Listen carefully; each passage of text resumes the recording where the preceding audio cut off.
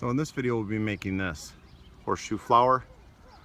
It's about 5 feet tall or so. It is so easy to make.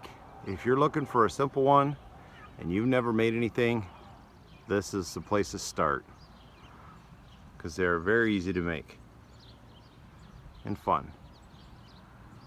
So let's get going. So you're gonna need some horseshoes to start out with. Obviously, it's a horseshoe flower. I generally like to use used stuff, but right now my supply of horseshoes is really low. So I did go and buy these, and I'm gonna use them. They are nice because you don't have to do anything to weld them.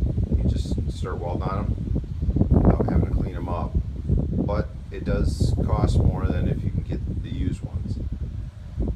So let's go ahead and get started. It really doesn't get any easier than this.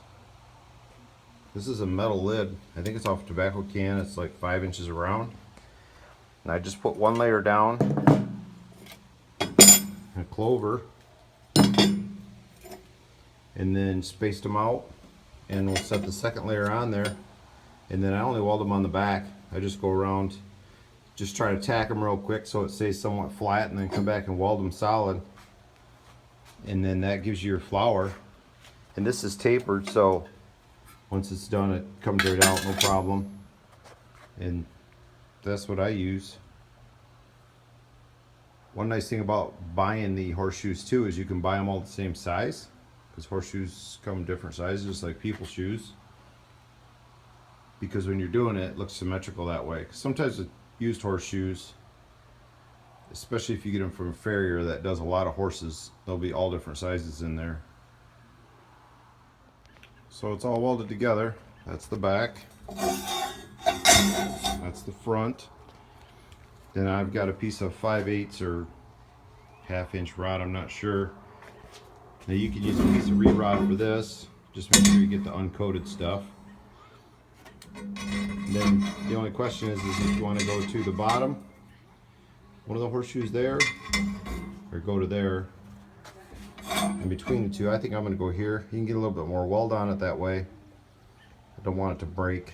And I'm also, right now I got 23 thousandths wire in my welder, so it's kind of fighting it to get it to weld this thicker stuff.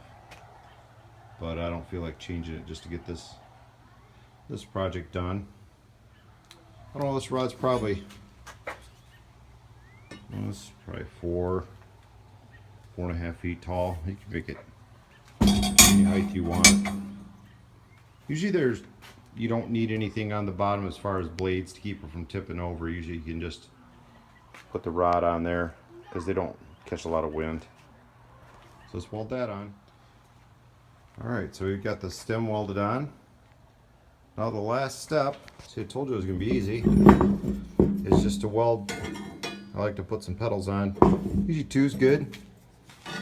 These are a couple used horseshoes. So you get to enjoy, I will get to enjoy the aroma of burning horse poo. It's not terrible, you get used to it.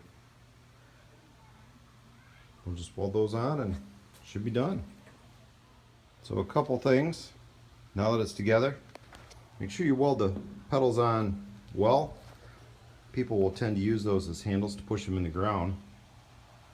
And also when people buy these, I suggest taking and making a hole in the ground with a different rod. They can drive in with a hammer, especially if you've got harder soil. And then put this in. It'll save somebody from pounding on the top of it with a hammer and possibly bending it. But there, it's all done. Thanks for watching. Check out my other videos.